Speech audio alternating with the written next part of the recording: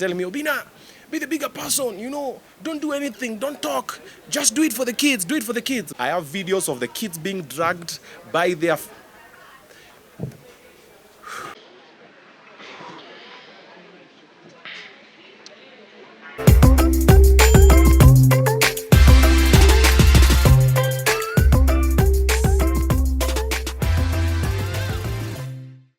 So it's my first time doing such a kind of presser. I've never done such kind of a thing before because I don't believe it's necessary unless you're trying to push an agenda, of which I am today.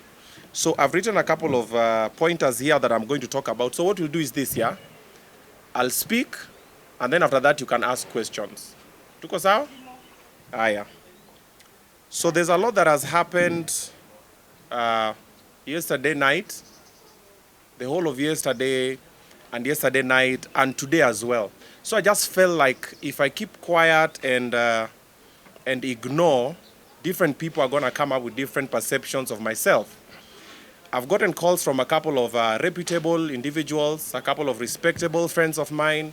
They're telling me, Obinna, be the bigger person, don't do anything, don't talk, just do it for the kids, do it for the kids. But now I'm keeping quiet. I've kept quiet for 5 years, and the way things are going now, a lot of people are starting to have perceptions. I'm not doing this to make myself look good, and I'm not going to do this to make anybody look bad. That is not my intention for this presser. My intention is to just make that one lady who is seated in a boardroom somewhere who wants to give Obinna a job, not to go with the mentality for, Obinna, I saw what Obinna was doing. He's not a good person because he's done this and this and this. The truth needs to get out there. And maybe sometime, hopefully it will. But now, they just need to have a different understanding of everything that is happening, all right?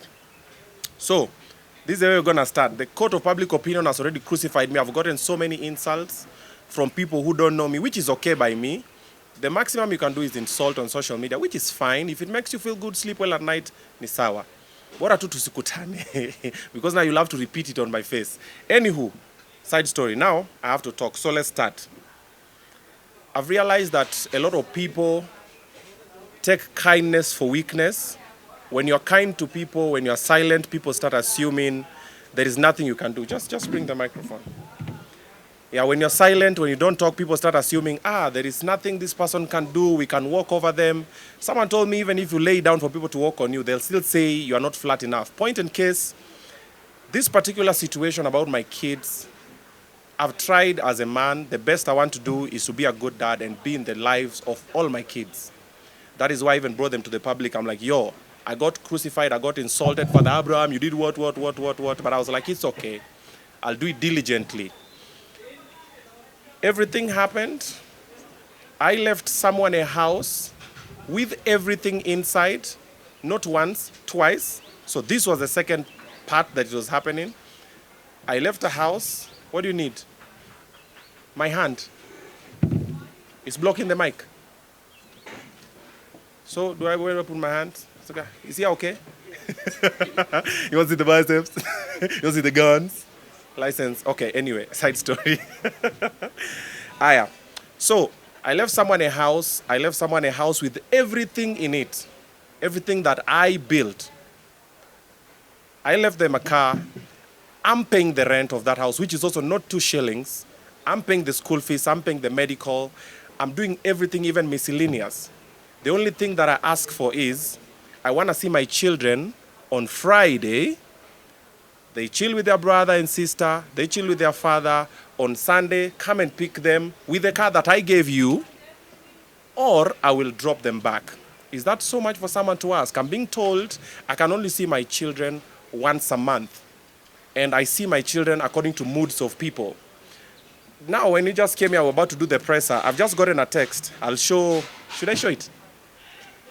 A text. I've just gotten a text from my daughter, Ada, telling me, Dad, come and pick us from where they stay. It's Friday. Of course, I'm supposed to be with them. So she wants me to go and pick them, but someone else does not want me to go and pick them. And people always say, do something that's what's good for the children. Okay, what is good for the children? The children want to see you. You want to be in the lives of the children. So what do you do? Another person does not want you to see the children. What do you do? Anywho, what I've come to learn is people are very ungrateful. No matter what you do for people, don't expect payback, and I don't even expect payback. What I just expect is just to be left alone and to be allowed to see my children. I've come to realize that there is no body like a body, a protecting body, an organization in Kenya that has the best interest of boy child at all. Trust me, I've looked, I've gone, and all the time they always say, oh, you know, this will happen, you know, the children will do this, the children will do that. But nobody really cares about boy child. Boy children, if you're watching this, you're on your own.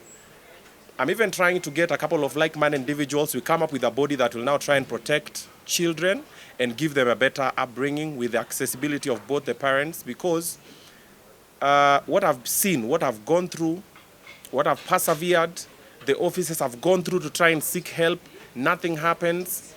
However, my intention has never been to take any of my children from their mothers. None. All my baby mamas know the school the children go to, where they live. They have the teacher's number. The children have their phones. You can talk to your children anytime. But somehow, I always just get myself in the crosshairs of someone, oh, you don't want this, you don't want that to happen, because things are not happening the way they're planning.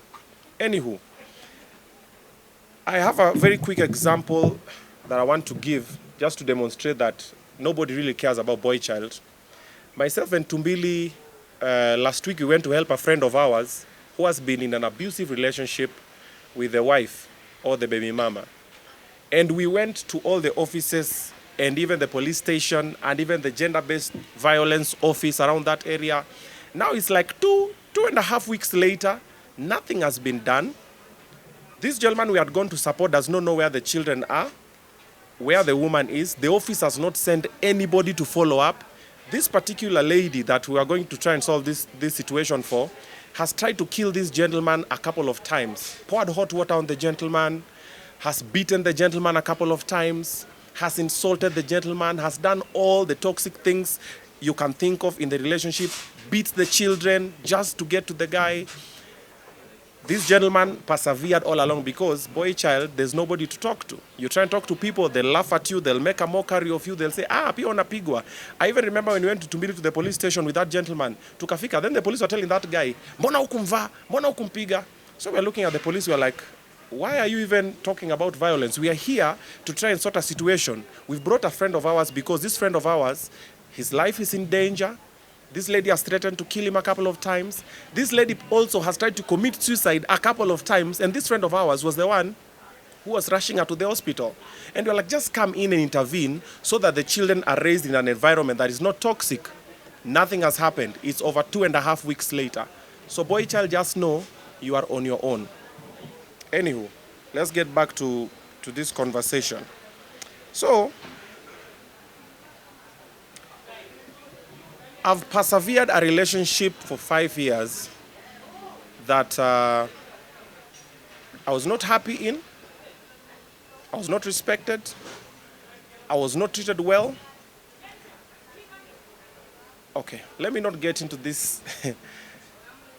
Listen, I'm not asking for pity. I'm not asking for anything. I got this shit handled, okay? I can do a lot of things that I choose not to for the sake of the children. But dealing with a violent person, dealing with an abusive person, dealing with a drunk person, dealing with a disrespectful person is something. And I know there's a lot of men like me who have taken the L diligently for the sake of the children and for the sake of the community or whatever. Whatever tickles your fancy. Myself, I stayed because of the children. And a couple of close people around me know what was happening because I spoke to a couple of people. I've had numerous meetings for, please talk to A, B, C, D. Stay this and this and this and this and this. But nothing has ever happened that makes sense up until now. So, this is what I'm going to say. No matter what happens after this or before this, I'm going to be in my children's lives by force, by fire. Nobody will come in unless I die. But before I die, I will have to be in my children's lives till the end. That is why I wake up every morning. That is why I do what I do. We have a lot of men who are also going through this. Boy child, I'm just encouraging you, don't stop. Usifike mahali throw in the towel ati unajua siku moja mtoto ata grow up, atakuja kutafuta babake. No. Fight for that child. Be there for the life of the child. However, I'm a big advocate for allow the mother of the child to see the child. Mothers allow the father of the child to see the child because the child needs both parents. Later, when they grow up, like they always say, the children will figure out where they'll fit in. But the child needs the lives of both the parents. I don't understand why most baby mamas, when you normally have a disagreement with them, they always have these lines for, my child, my child. It's never your child. It's your child, the two of you. It's never, you didn't give birth to the child alone. Consider what the child wants. And most baby mamas normally when they have issues, it's never even about the child. It's normally about what they want as a person, what they prefer, what they like, what they feel good about, and everything. I've chosen silence a couple of times because I was trying to be the bigger person. So I said, keep quiet, ignore, nyamaza, behave like everything is okay, stay there for the children. And I kept on telling myself, don't leave. I have so many receipts on my phone. I have videos, I have pictures, I have conversations, I have voice recordings. Because through the period of the time that I was in there, when issues started, when the violence started and the abuse and everything, I just told myself, if she comes out and says, Obinna was abusive to me or was violent to me, the whole public will sway and go like, yes, he's an idiot, he's a narcissist, he's a what, and the insults will come. So all I had to do was, the minute shit hit the fan, I pressed record and I kept quiet. I have all of them. I hope it will not get to a point where I'll have to release them. But if it happens that we're going to go to the court of law, I have all of them. And also my lawyer has all of them. I have videos of the kids being dragged by their... Okay. Let's talk about something else.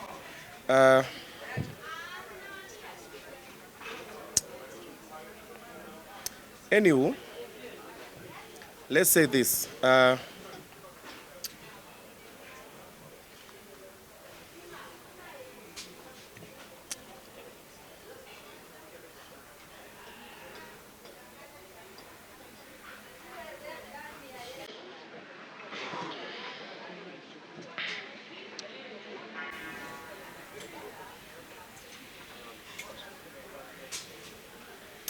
Okay.